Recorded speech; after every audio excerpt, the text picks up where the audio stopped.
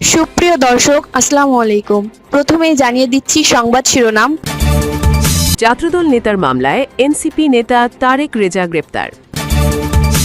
এদিকে ঢাকা টাঙ্গাইল মহাসড়কে বেড়েছে যানবাহনের চাপ, ভাড়া নিয়ে নৈরাজ্য।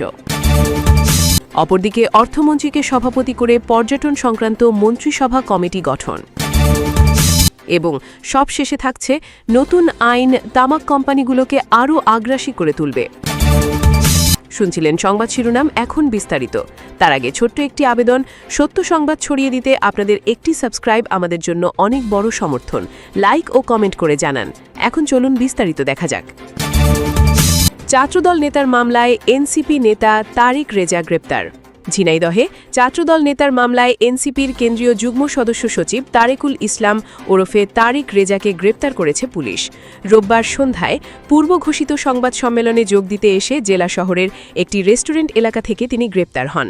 ঝিনাইদহ সদর থানার ওসি আসাদুজ্জামান গ্রেপ্তারের বিষয়টি নিশ্চিত করেছেন। পুলিশ জানায়, শুক্রবার ২২ মে শহরের পুরাতন ডিসি কোর্ট চত্বর এলাকায় জাতীয় নাগরিক পার্টির মুখ্য সংগঠক নাসির উদ্দিন পাটোয়ারির ওপর ডিম নিক্ষেপ ও হামলার ঘটনায় জেলা ছাত্রদলের ৮ জন নেতাকর্মীর নাম উল্লেখ সহ অজ্ঞাত ১১০ জনের বিরুদ্ধে এনসিপির কেন্দ্রীয় যুগ্ম সদস্য সচিব তারেক রেজা বাদী হয়ে থানায় মামলা করেন। মামলায় ইবি ছাত্রদলের আহ্বায়ক শাহিদ আহমেদকে প্রধান করে জেলা ছাত্রদলের প্রধান ইমরান হোসেন, সাধারণ সম্পাদক শাহরিয়ার রাসেল, প্রাক্তন সভাপতি এস.এম. সমেনুজ্জামান সমেন সহ ৮ জনকে আসামি করা হয়। পরদিন শনিবার ২৩ মে দুপুরে ঝিনাইদহ সদর থানায় জেলা ছাত্রদলের প্রাক্তন সভাপতি মোহাম্মদ এনামুল কবির তারেক রেজা সহ ২২ এনসিপির নেতাকর্মীর নাম উল্লেখ সহ অজ্ঞাত ৫০-৬০ জনের বিরুদ্ধে পাল্টা মামলা করেন। শনিবার রাতে ছাত্রদলের দায়ের করা মামলার প্রধান আসামি সহ সবাইকে আজ দুপুরে ঝিনাইদহের আদালত জামিন দিয়েছেন। এদিকে ঢাকা টাঙ্গাইল মহাসড়কে বেড়েছে যানবাহনের চাপ, ভাড়া নিয়ে নৈরাজ্য। ঈদ যাত্রাকে ঘিরে কয়েকদিন যাবৎ ঢাকা টাঙ্গাইল যমুনা সেতু মহাসড়কে যানবাহন ও যাত্রীদের চাপ বেড়েছে। অতিরিক্ত যানবাহনের চাপে এলিঙ্গা বাসস্ট্যান্ড সহ বিভিন্ন এলাকায় ধীর গতির সৃষ্টি হচ্ছে। পুরোদমে ঈদ যাত্রা শুরু না হলেও মহাসড়কে বাস সহ গণপরিবহনের সংকট রয়েছে। এই সুযোগে অতিরিক্ত ভাড়া আদায়ের অভিযোগ করছেন যাত্রীরা। যমুনা সেতুর দায়িত্বপ্রাপ্তরা জানান, স্বাভাবিক সময়ে ২০ থেকে ২২ হাজার যানবাহন সেতু পারাপার হয়। ঈদ সহ বিভিন্ন উৎসবকে ঘিরে এই যানবাহনের চাপ বেড়ে যায় কয়েক গুণ। গত শুক্রবার রাত ১২টা থেকে শনিবার রাত ১২টা পর্যন্ত ২৪ ঘণ্টায় ৩২,৬৫৯ যানবাহন পারাপারে টোল আদায় হয়েছে ২,৯৬,৬৯,৯০০ টাকা। মহাসড়ক ব্যবহারকারী বলছেন, চন্দ্রা থেকে এলিঙ্গা পর্যন্ত ৬ লেন, এছাড়াও টাঙ্গাইল ময়মনসিংহ মহাসড়ক ২ লেনের যানবাহনগুলো যখন ৩.৫ লেনের যমুনা সেতুতে চলাচল করে তখন অতিরিক্ত যানবাহনের চাপে যানজটের সৃষ্টি হয়। এলেঙ্গায় ফ্লাইওভার সহ বিভিন্ন এলাকায় কাজ চলমান থাকায় স্বাভাবিক সময়েও যানজটে ভোগান্তি পোহাতে হচ্ছে। এছাড়াও দফায় দফায় বৃষ্টির কারণে যানবাহনের গতি কমে যাওয়ায় রাজধানী সহ গাজীপুর, সাভার থেকে ছেড়ে আসা ফিটনেসবিহীন লক্কর ঝক্কর বাস সড়কে দুর্ঘটনা কবলিত ও বিকল হাওয়া সহ নানা কারণে যানজটের সৃষ্টি হয়ে ভোগান্তি হবে। সরজমিন দেখা যায়, চন্দ্রা থেকে এলেঙ্গা পর্যন্ত যানবাহনের চালকরা ৮০ থেকে ১০০ কিলোমিটার গতিতে আসতে পারেন। এলেঙ্গা বাসস্ট্যান্ডে এসে গতি কমে যায় ১০ থেকে ১৫ কিলোমিটারে। বর্তমানে অতিরিক্ত যানবাহনের চাপে থেমে থেমে ১ থেকে ২ কিলোমিটারে যানজটের সৃষ্টি হচ্ছে। যানজট নিরসনের জন্য পুলিশ আপ্রাণ চেষ্টা করছে। বগুড়াগামী আবুল কাশেম বলছেন, স্বাভাবিক সময়ে ২০০ থেকে ২৫০ টাকা ভাড়া নিলেও আজকে ৬০০ টাকা ভাড়া চাইছে। ঈদে আমার মতো ঘরমুখী মানুষের অতিরিক্ত ভাড়া দিয়ে নিজেদের ঈদ করতে কষ্ট হয়। ভাড়া নৈরাজ্য নিয়ে প্রশাসনের পক্ষ থেকে কার্যকরী পদক্ষেপ নেওয়া জরুরি। রংপুরগামী সজল মিয়া বলছেন, স্বাভাবিক সময়ে রংপুর যেতে সর্বোচ্চ ৭০০ টাকা ভাড়া লাগে, আজকে সেই ভাড়া চাইছে ১৩০০ টাকা। ঢাকা শহরের ভাড়া নৈরাজ্য নিয়ে ব্যবস্থা নিলেও টাঙ্গাইলে ব্যবস্থা না নেওয়ায় আমাদের কাছ থেকে অতিরিক্ত ভাড়া আদায় করা হচ্ছে। আলতাফ পরিবহনের লুৎফর রহমান বলছেন, গত রোজার ঈদে চন্দ্রা থেকে যমুনা সেতু পর্যন্ত যেতে সময় লেগেছে ১৫ ঘণ্টা। এবার গরুর ট্রাক চলায় যানজটের আরও বেশি ভোগান্তি হবে। এছাড়াও বৃষ্টিতে ঘরমুখী মানুষের দুর্ভোগ হবে। যমুনা সাইট অফিসের নির্বাহী কর্মী সৈয়দ রিয়াজ উদ্দিন বলছেন, ঈদ যাত্রা নির্বিঘ্ন করতে উভয় পাশে আলাদা মোটরসাইকেলের লেন সহ ১৮টি বুথে টোল আদায় করা হচ্ছে। মহাসড়কে যানবাহনের চাপ বাড়লেও কোনো যানজট নেই।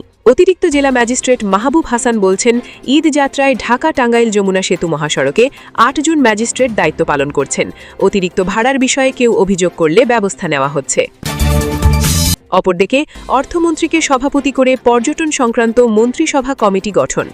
দেশের পর্যটন শিল্পের উন্নয়ন, প্রসারণ ও মান নিয়ন্ত্রণে গতি আনতে অর্থমন্ত্রীকে সভাপতি করে উচ্চ পর্যায়ের পর্যটন সংক্রান্ত মন্ত্রিসভা কমিটি গঠন করেছে সরকার।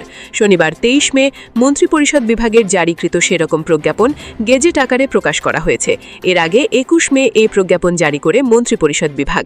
প্রজ্ঞাপন অনুযায়ী 17 সদস্যের এই কমিটিতে সরকারের গুরুত্বপূর্ণ বিভিন্ন মন্ত্রণালয়ের মন্ত্রী, প্রতিমন্ত্রী, সংশ্লিষ্ট উপদেষ্টা ও শীর্ষ কর্মকর্তাদের অন্তর্ভুক্ত করা হয়েছে। কমিটির সভাপতি হিসেবে দায়িত্ব পালন করবেন অর্থমন্ত্রী।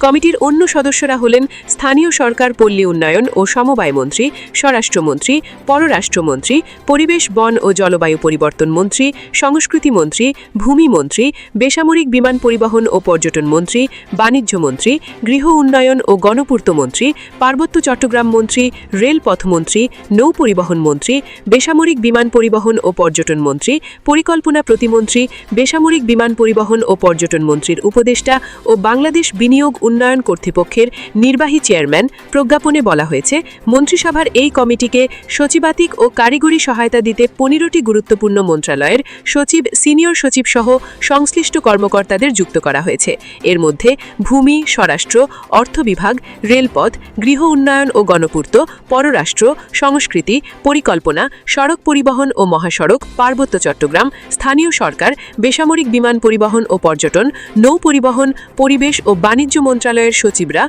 কমিটিকে তথ্য ও পরামর্শ দিয়ে সহায়তা করবেন। মন্ত্রিসভার বিভাগের প্রজ্ঞাপনে বলা হয়েছে, কমিটির 3টি মূল কাজের ক্ষেত্র বা কর্মপরিধি নির্ধারণ করে দেওয়া হয়েছে। এগুলো হলো: 1. বাংলাদেশের পর্যটন শিল্পের সার্বিক উন্নয়ন, প্রসারণ ও আন্তর্জাতিক মান নিয়ন্ত্রণ বিষয়ে সরকারকে সুনির্দিষ্ট নীতিগত পরামর্শ প্রদান করা। 2. দেশের পর্যটন খাতের লুকায়িত সম্ভাবনা, নতুন সুযোগ, বিদ্যমান সমস্যা ও বৈশ্বিক চ্যালেঞ্জসমূহ নিখুঁতভাবে চিহ্নিত করে তা সমাধানের পথ বাতলানো। 3. পর্যটন খাতের নিজস্ব সক্ষমতা বাড়ানোর লক্ষ্যে দেশি, বিদেশি ও দেশের সরকারি, বেসরকারি অর্থাৎ পিপিপি বিনিয়োগ ও অংশীদারিত্বের ক্ষেত্রসমূহ সুনির্দিষ্ট করা এবং তা বাস্তবায়নের জন্য কার্যকর কর্মপন্থা ও কৌশল নির্ধারণ করা। প্রজ্ঞাপনে আরও বলা হয়েছে, এই কমিটি কাজের সুবিধার্থে প্রয়োজনে নতুন যে কোনো সদস্যকে কো-অপ্ট করতে পারবে। কমিটির সচিবাতিক সহায়তার দায়িত্বে থাকবে বেসামরিক বিমান পরিবহন ও পর্যটন মন্ত্রণালয়। এই আদেশ গঠনের ফলে মন্ত্রিপরিষদ বিভাগের 2024 সালের 8 ফেব্রুয়ারির পুরনো পর্যটন সংক্রান্ত কমিটি সংক্রান্ত প্রজ্ঞাপনটি বাতিল বলে গণ্য হবে এবং এই আদেশ ইমিডিয়েট কার্যকর হবে। এবং সব শেষে থাকছে, নতুন আইন তামাক কোম্পানিগুলোকে আরও আগ্রাসী করে তুলবে।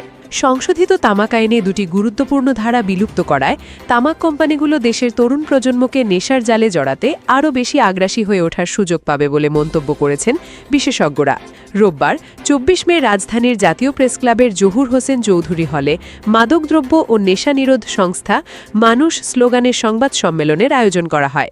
এবছরের বিশ্ব তামাকমুক্ত দিবস উপলক্ষে বিশ্ব স্বাস্থ্য সংস্থার নির্ধারিত প্রতিপাদ্য হল, প্রলোভনের মুখোশ উন্মোচন করি, তামাক ও নিকোটিনের আসক্তি প্রতিরোধ করি।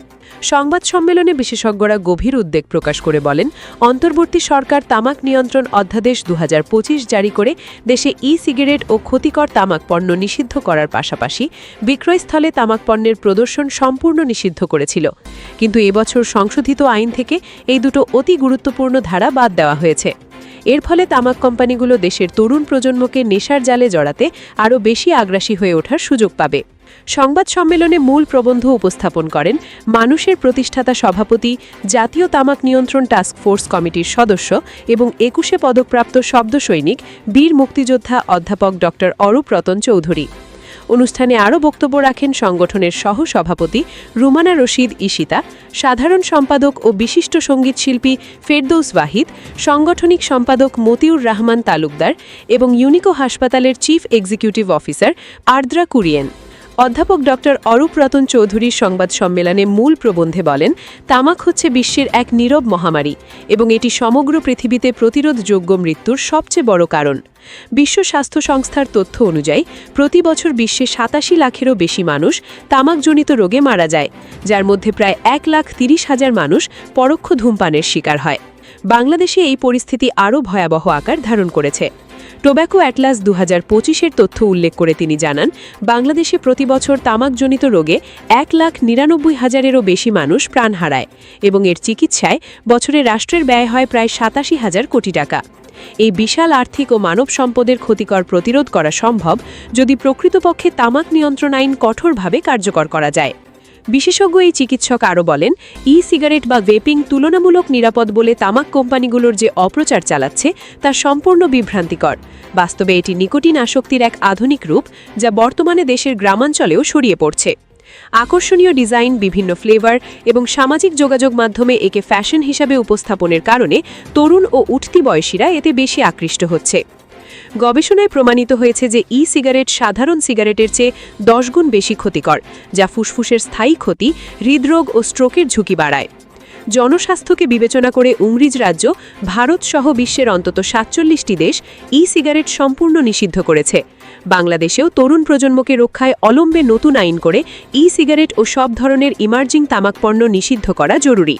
সংবাদ সম্মেলনে দেশের বিনোদন মাধ্যমে ধূমপান ও মাদকের গ্ল্যামারাইজেশন বা আকর্ষণীয়ভাবে উপস্থাপনের তীব্র সমালোচনা করে 2026-এর ঈদুল ফিতরে মুক্তিপ্রাপ্ত 5টি শীর্ষ চলচ্চিত্রের উপর পরিচালিত একটি পর্যবেক্ষণ রিপোর্ট প্রকাশ করে বিশেষজ্ঞরা জানান, চলচ্চিত্রগুলিতে তামাক নিয়ন্ত্রণ আইন ও জাতীয় প্রচার নীতিমালার স্পষ্ট লঙ্ঘন দেখা গেছে। যেমন, রাক্ষস চলচ্চিত্রে আইন লঙ্ঘন করে 192 বার ধূমপানের দৃশ্য সরাসরি ফোকাস করে দেখানো হয়েছে এবং একটি নির্দিষ্ট ব্র্যান্ডের সিগারেটের প্যাকেট প্রদর্শন করা হয়েছে। ব্যবসা সফল চলচ্চিত্র প্রিন্সে শুরু থেকে শেষ পর্যন্ত 165 বার ধূমপান ও অ্যালকোহল সেবনের দৃশ্য দেখানো হয়েছে, যার মধ্যে অভিনেতা শাকিব খান নিজেই 44 বার ধূমপান করেছেন। এমনকি একজন নারী চরিত্রকে দিয়ে থানা হাজতের ভিতর টানা 1 মিনিট ধরে ধূমপানের দৃশ্য অত্যন্ত ফলাও করে প্রচার করা হয়েছে, যা সমাজ ও সংস্কৃতির পরিপন্থী। একইভাবে বনলতা এক্সপ্রেস চলচ্চিত্রে 2 ঘন্টা 23 মিনিটের মধ্যে 64 বার ধূমপানের দৃশ্য রয়েছে, যেখানে ট্রেনের কামরা ও পাবলিক প্লেসের মতো নিষিদ্ধ স্থানে জনপ্রিয় অভিনেতা মোশাররফ করিম ও শরীফুল রাজকে অনবরত ধূমপান ও মদ্যপান করতে দেখা গেছে। দম চলচ্চিত্রে ধূমপানের দৃশ্য তুলনামূলক কম হলেও অভিনেতা চঞ্চল চৌধুরীর মাধ্যমে সরাসরি হাকিম জর্দা নাম সংলাপে এবং হাতে ক্যামেল ব্র্যান্ডের সিগারেটের প্যাকেট ফোকাস করে পরোক্ষ বিজ্ঞাপন চালানো হয়েছে। এছাড়া প্রেসার কুকার চলচ্চিত্রে 60 বার ধূমপানের দৃশ্য রয়েছে, যেখানে ইউনিফর্ম পরিহিত অবস্থায় পুলিশ কর্মকর্তা এবং নারী চরিত্রকে দিয়ে থানা বসে ধূমপান ও সিগারেট সেবন করানো হয়েছে। এই ধরনের দৃশ্য ধারণ কিশোর তরুণদের ব্যাপকভাবে বিপদগ্রস্ত করছে। বিশেষজ্ঞরা তামাকের কারণে সৃষ্ট অর্থনৈতিক ও পারিবারিক বিপর্যয়ের চিত্র তুলে ধরে বলেন, দেশের 15 বছরের কম বয়সী প্রায় 4,55,000 শিশু তামাকজনিত রোগে ভুগছে, যার মধ্যে 61,000-এরও বেশি শিশু নিজের বাড়িতেই পরোক্ষ ধূমপানের শিকার হচ্ছে। ধূমপানের কারণে পরিবারে খাদ্য, শিক্ষা ও চিকিৎসার বাজেট কাটছাট করতে হয়, যা দারিদ্র্যকে আরও প্রকট করে তোলে। অথচ একজন ধূমপায়ী তার প্রতিদিনের সিগারেটের খরচ বাঁচিয়ে পরিবারের জন্য পুষ্টিকর খাবার কিনতে পারেন। তামাক চাষের ক্ষতিকর দিক উল্লেখ করে বলা হয়, তামাক চাষ কেবল কোম্পানির জন্য লাভজনক, কৃষকের জন্য নয়। সম্প্রতি মেহেরপুরে তামাক চাষিদের হাহাকার ও দুধ দিয়ে গোসল করে তামাক বর্জনের ঘটনা আমাদের সেই বার্তাই দেয়। বাংলাদেশ যখন ইউথ ডিভিডেন্ড বা ডেমোগ্রাফিক ডিভিডেন্ডের সুফল পেতে যাচ্ছে, ঠিক তখনই তরুণ ও যুবশক্তিকে ধ্বংস করতে তামাক কোম্পানিগুলো ফাঁদ পেতেছে। এই বিশাল জনগোষ্ঠীকে রক্ষা করতে জরুরি পদক্ষেপ নেওয়ার আহ্বান জানানো হয়। বক্তারা বলেন, আইন প্রয়োগের মাধ্যমে তামাক পণ্যের সব ধরনের বিজ্ঞাপন, প্রচারণা ও স্পন্সরশিপ কঠোরভাবে বন্ধ করতে হবে।